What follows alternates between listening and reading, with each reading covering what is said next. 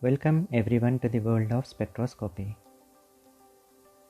Spectroscopy is a beautiful technique used to understand various emotions of the molecules. Yes, I am speaking about the molecular emotions. If you are surprised when I say that molecules has emotions, then you are in a state of surprise. What do I mean by molecular emotions? Is it like choosing a water molecule and holding it smoothly that makes it to smile? Or is it like I'm holding it not properly that it got depressed? Or say that I'm holding the water molecule so firmly that it is expressing its anger over me? No, these are not the emotions that I wanted to convey. To make you understand the concept, let me choose a few life emotions. Love or happiness, sadness or anger, or even surprise are just few emotions. A happy person tries to occupy more space by jumping or even dancing, whereas a sad person sits quietly and calmly and tries to attain less space by dragging oneself. A person in love expresses it with a great care, whereas a person in anger expresses it by shouting. So let it be happiness or sadness, love or anger, emotions are expressed. These can be felt. Now if I want to explain these emotions theoretically, I can put it in this way. Let me choose a person with two different energy levels. One is his or her normal state, whereas the another level is a happy state. Now just let me subject the person with a happy moment. Let's see what will happen. If a person in a normal state is subjected to a happy moment, he or she undergo a transition into a state of happiness. But this state of happiness is an emotional excitation which is short-lived, and once the happiness is expressed, the person gets back to the normal state. He is reverting to the normal state. Similar will be the case with any other emotion. So if I choose an emotional spectrum where there are different moments such as happy moment or sad moment, a moment of depression or a moment of anger, hatred moment or a moment of love, all these emotions can excite a person leading to its expression. Let me show you these moments. It could be happy or sad, depressed or anger, hatred or love. If I am a psychologist who is trying to understand the concerned person, I will subject the person to various emotional moments and allow the person to express them. Later, based on these expressions, I start analyzing the person, and finally I'll get to know about the nature of the person with the help of my emotional spectrum. So being a psychologist, I'm trying to understand the nature of the person with the emotional expressions. Let me correlate these moments, emotions and expressions with the molecular spectroscopy. Just as a person tries to understand the nature of another person, in a similar way, with the help of spectroscopy, I am trying to understand the nature of the molecule. When I subject the molecule with a moment called as an electromagnetic radiation, the emotions called as energy levels get activated and expresses the emotions by exhibiting an action. This action could be a vibration, a rotation, an electronic excitation, or a spin transition. Let me show you the actions: vibrations, an asymmetric stretch of a water molecule, or a rotation, just a 180-degree rotation shown, but the rotation could be along any axis. An electronic excitation from one energy level into another excited energy level, or it could be a transition. I'm choosing a spin transition. That spin transition could be a nuclear spin transition, or it could be an electron spin transition from an upspin to a downspin. So these different actions that are being exhibited by absorbing a particular electromagnetic radiation will give us an idea about the nature of the molecule. To understand these actions, one requires a spectroscopic instrumentation. So I'm just giving a block diagram of a spectroscopic instrumentation. Well, any spectroscopic absorption instrumentation contains an electromagnetic radiation source where the radiation comes and interact with the sample that is present in the sample chamber. And after the interaction, the radiation that comes out gets detected by a detector where the signal is recorded, and the recorded signal is put in the form of a spectra. So we require a recorder, and finally it is exhibited in the form of a spectra. Depending upon the chosen spectroscopic technique, there could be some additive instrument also present, such as grater or chopper or monochromator could be present, or depending on the technique there could also be an amplifier. For some resonance spectroscopies, the application of magnetic field is also important. This instrumentation leads us to various spectroscopic techniques where, depending upon the electromagnetic radiation, we get one new spectroscopy. Let me begin it by choosing a spectroscopy where an electromagnetic radiation has the highest energy. I'm starting with Mossbar spectroscopy, or it is also called as nuclear gamma resonance spectroscopy. This is an absorption resonance spectroscopy where a gamma radiation is absorbed, and hence it is referred as NGR, or nuclear gamma resonance spectroscopy. So whatever technique that I am going to discuss, I will be just putting only a few basics. Details will not be discussed. Details will be discussed in separate videos related to a particular spectroscopy. But what is the electromagnetic radiation chosen for a particular spectroscopy? The source of that electromagnetic radiation, what are the different energy levels that are involved in it, and once these energy levels are involved, what exactly is happening in these energy levels will be given in the consequence.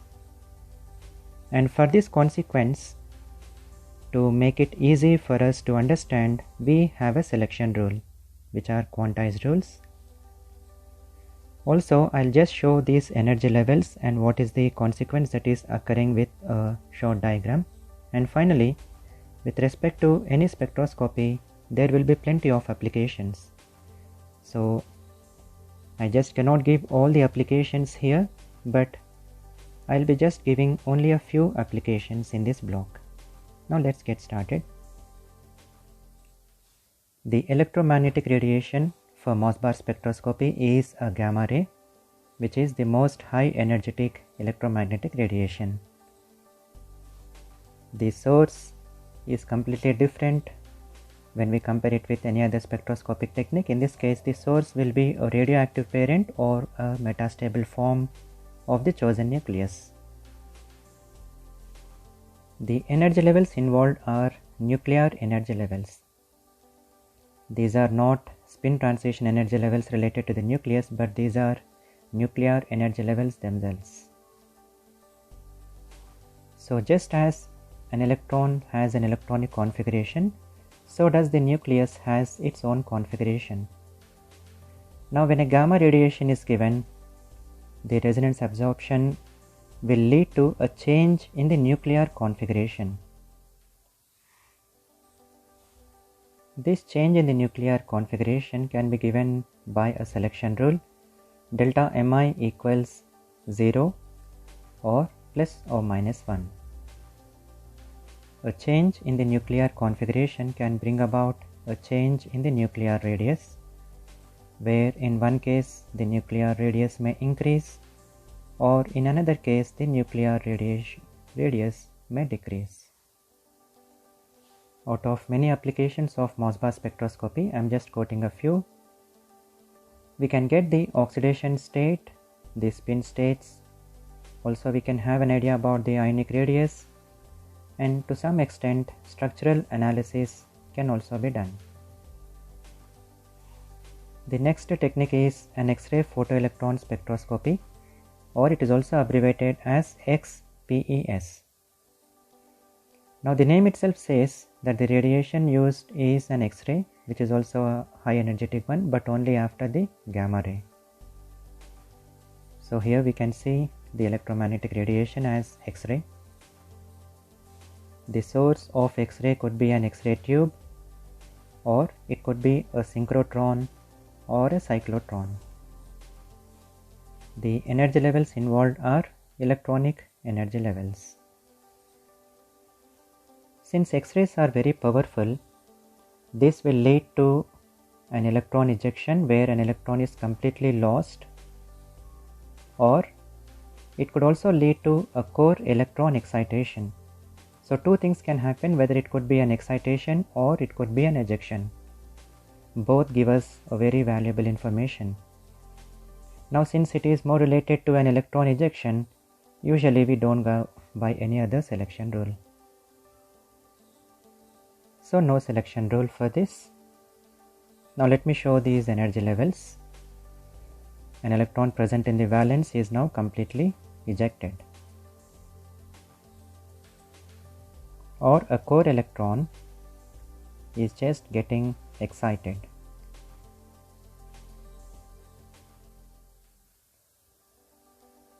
Well, coming to the applications, the most important applications are binding energies can be understood along with the ionization energies.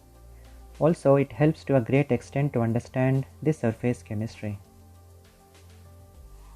The next spectroscopy is ultraviolet photoelectron spectroscopy, which is more related to an X-ray photoelectron spectroscopy. Along with that, we also have an electronic spectroscopy, or simply we call it as UV spectroscopy. When the radiation that is used is of a very high energy, that can lead to an electron ejection from the valency orbitals. So I have clubbed both these techniques together, but most of the applications or the consequence that I am going to show, you can just relate it more to the regular electronic spectroscopy. The electromagnetic radiation used is a high energy ultraviolet to a low energy ultraviolet and visible light. The source of UV visible light can come from a tungsten filament lamp, or it could be a deuterium arc lamp, or it could be a simple LED light.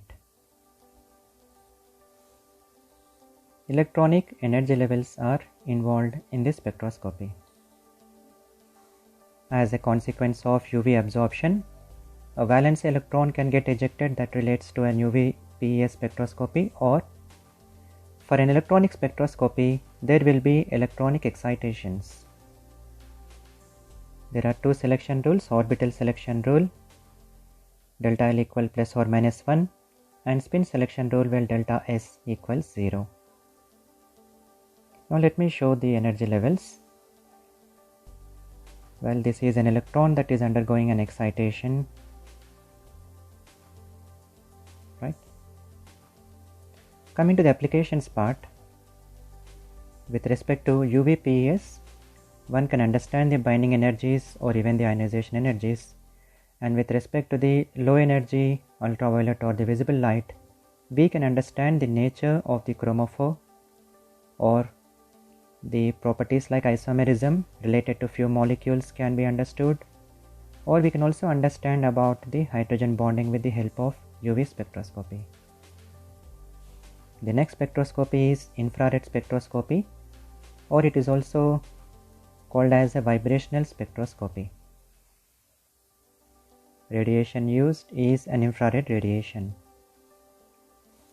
The source of infrared radiation is heat, or it could be a thermal radiation where the temperature is about 2000 Kelvin. The name of the spectroscopy is vibrational spectroscopy, and therefore the energy levels that are involved are vibrational energy levels.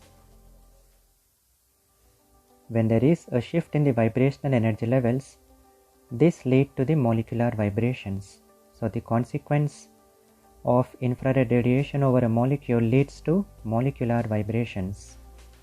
This occurs by a selection rule, delta V equal to plus or minus 1. Now let me show you this. Well, here I am showing a water molecule undergoing an asymmetric stretch. Applications. The most important one is the functional group analysis.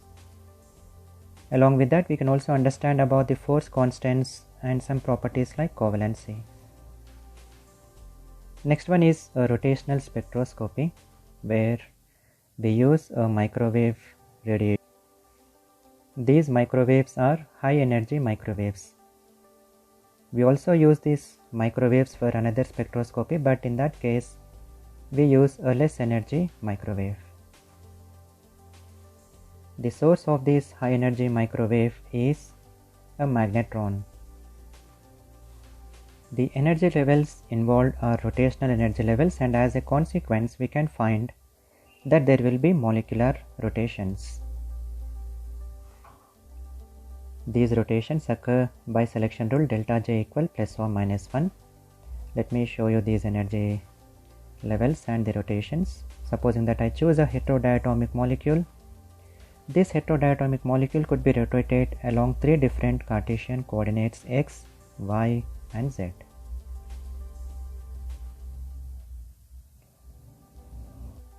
The most important applications of rotational spectroscopy is to understand about the bond lengths, and we also get an information about the bond angles of a chosen molecule.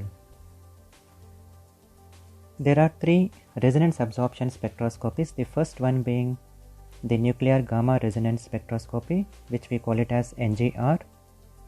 We have another one called as NMR, but this is an interesting spectroscopic technique which is differently named. We can either name it as electron magnetic resonance spectroscopy, EMR. Don't club it with the EMR of electromagnetic radiation abbreviation. Or it can also be called as electron paramagnetic resonance spectroscopy, because this spectroscopy is useful to understand the chemistry of paramagnetic species. Or this is also simply called as ESR spectroscopy, electron spin resonance spectroscopy. The electromagnetic radiation source is a low energy microwave radiation. A high energy one is used to rotate a molecule, whereas the low energy microwave radiation can be used for ESR spectroscopy. The source is a klystron tube. The energy levels involved are electron spin energy levels, and as a consequence there will be an electron spin transition. This electron spin transition occurs by selection rule delta ms equals plus or minus 1 or delta mi equals 0. Now just let me show it. Suppose if this is one electron spin, it is undergoing a spin transition. Applications, I'm just giving a few applications. Coming to the applications, we can understand the magnetic nature of a molecule, and depending upon different types of interactions present in ESR spectroscopy such as hyperfine, super hyperfine splitting, we can also understand the molecular environment, and spin state is just an application. Well, finally coming into the nuclear magnetic resonance spectroscopy, which is the most used spectroscopy for the structural elucidation of any organic molecule. This one spectroscopy is enough to understand the complete structure of any organic molecule that is given. For inorganic molecules, we don't get much information from NMR. Complete structural elucidation is not possible, whereas for organic molecule, this one spectroscopy is enough. The electromagnetic radiation used are radio waves that have very less energy but high wavelength, and these can be produced in the lab. So we simply call it as a lab generated. The energy levels involved are nuclear spin energy levels, and as a consequence, there will be nuclear spin transitions, and these nuclear spin transitions occur with selection rule delta mi equals plus or minus 1. Let me show these energy levels.